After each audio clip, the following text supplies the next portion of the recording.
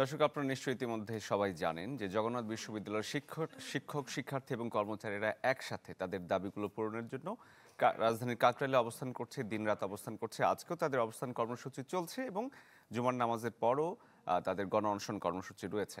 আমাদের সহকর্মী শামীমা সুলতানা এই মুহূর্তে সেখানে রয়েছেন, তিনি যোগ দিয়েছেন আমাদের সাথে। শামীমা, এই মুহূর্তে তারা কি সংবাদ সম্মেলন করছেন এবং দুপুরের পর গণ অনশন কর্মসূচিও রয়েছে?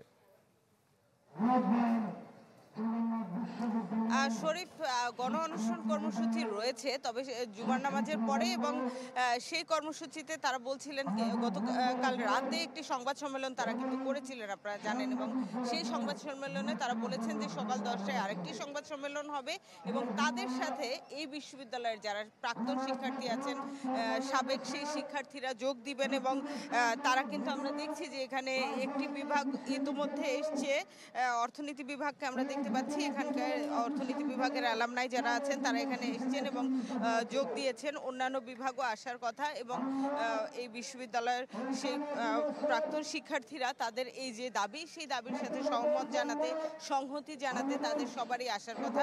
এবং তারা বলছেন যে একে একে দুপুরের আগে সবাই আসবেন এবং যে গণ অনশন কর্মসূচি হবে সেই কর্মসূচিতে তারা সবাই যোগ দিবেন। এবং একটি বিষয় বলে রাখি যে এই বিশ্ববিদ্যালয়টি কিন্তু সেই 15-16 বছর ধরে, প্রায় 16 বছর হয়ে যাচ্ছে, 16 বছর আগে এটি তৈরি হয়েছে এবং তৈরি হওয়ার পর থেকে এই বিশ্ববিদ্যালয়ে তখন থেকেই শোনা যাচ্ছিল যে এটি নতুন ক্যাম্পাসে যাবে, তবে সেই দ্বিতীয় ক্যাম্পাসের স্বপ্ন এখনো অধরা রয়ে গেছে এই শিক্ষার্থীদের কাছে।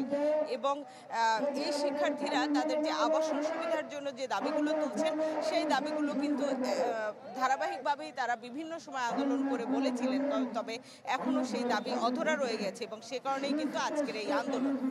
শরীফ, শামীমা, ধন্যবাদ আপনাকে। দর্শক, রাজধানীর কাকরাইল থেকে শামীমা সুলতানা যোগ দিয়েছিলেন আমাদের সাথে।